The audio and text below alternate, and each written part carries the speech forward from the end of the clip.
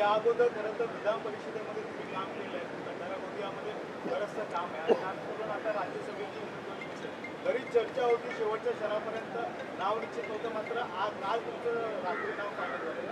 काय नेमकं होतं? काहीच जादू नव्हता. पक्षाचे वरिष्ठ लोक जे निर्णय घेते आणि पक्षाला निर्णय घेताना सर्व जे पक्षाचे मोठे नेते होते त्यांनी चर्चा केली आणि चर्चा केल्यानंतर त्यांनी माझ्या नावाचं निश्चित केलं. माझं नाव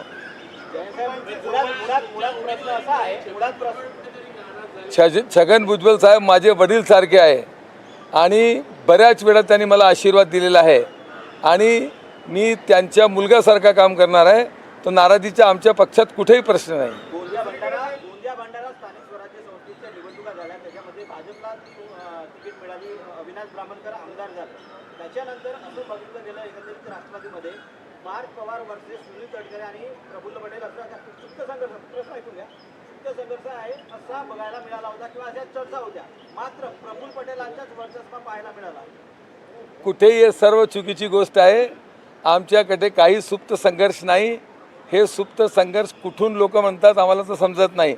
आज पक्षाचे आदरणीय नेते सुनित्राताई पवार, आदरणीय नेते पार्थ पवार, आदरणीय भुजबळ साहेब, दिलीप वळसे पाटील साहेब, आशिष शेलार साहेब, भरत गोगवले साहेब आणि राष्ट्रवादी काँग्रेस पक्षाचे सर्व लोकांनी एक मताने निर्णय करून मला उमेदवारी दिली. मी नामांकन दाखल केला. कुठेही असं मला तर वाटत नाही की कुठे सुप्त संघर्ष आहे. हे सर्व गोष्ट बोलण्यासाठी काहीतरी पाहिजे बोलायला म्हणून लोक बोलतात. अशी चर्चा नेहमी होते.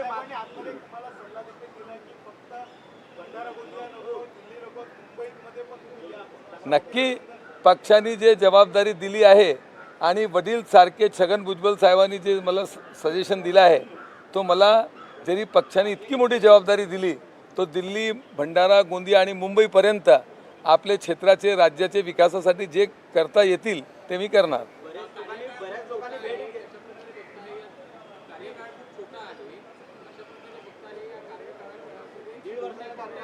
2 वर्षाचे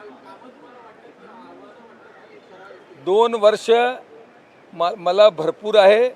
मी 18 तास माझ्या पक्षासाठी काम करणार आहे. माझ्यावर आदरणीय अजितदादाचा जे आशीर्वाद होता त्यांच्याबरोबर मी जे काम केलं, महाराष्ट्र राज्य सहकारी बँकमध्ये काम केलं, विधान परिषदमध्ये 12 वर्ष काम केला आणि मी सध्या गोंदिया जिल्हा मध्यवर्ती सहकारी बँकेच्या 19 वर्षापासून अध्यक्ष आहे.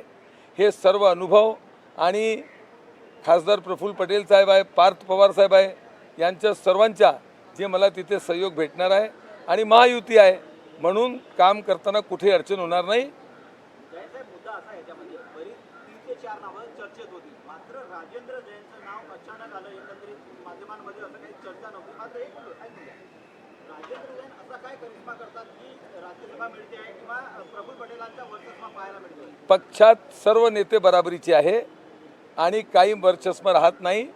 पक्षात आवेदन करण्याचा अधिकार सर्व कार्यकर्त्याला आहे आणि पक्ष निर्णय करताना हे विचार करते, पक्षाला निर्णय करताना हे विचार करावा लागते आणि पक्ष जे निर्णय करते पक्षाने समजला की पूर्व विदर्भचे एक सामान्य कार्यकर्त्याला द्यायचा, तो मला मिळाली. प्रफुल्ल पटेलांचं दायित्व किती बघता या नामांकनामध्ये किंवा तुम्हाला तिकीट मिळण्यामागे?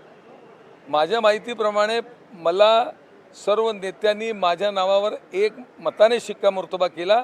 तो माझे सर्व नेत्यांचा माझ्यावर आशीर्वाद है.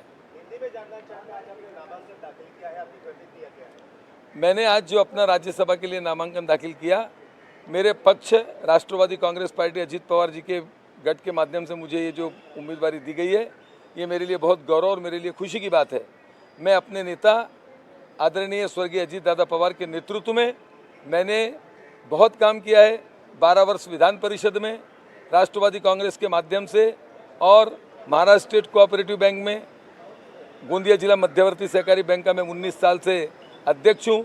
मैं जिला परिषद का मेंबर था और ये सब गतिविधियों को देखते हुए आदरणीय सुनित्राताई पवार, आदरणीय पार्थ पवार, आदरणीय सुनील तटकरे साहब, आदरणीय दिलीप वळसे पाटिल साहब और सभी लोगों ने मिलकर, आदरणीय छगन भुजबल साहब मेरे पिता समान हैं, पिता तुल्य हैं, उनका मार्गदर्शन मुझे सदैव प्राप्त होगा. और महायुति के सभी नेता माननीय देवेंद्र जी फडणवीस साहब, माननीय एकनाथ शिंदे साहब, सभी उनके प्रतिनिधि के रूप में आशीष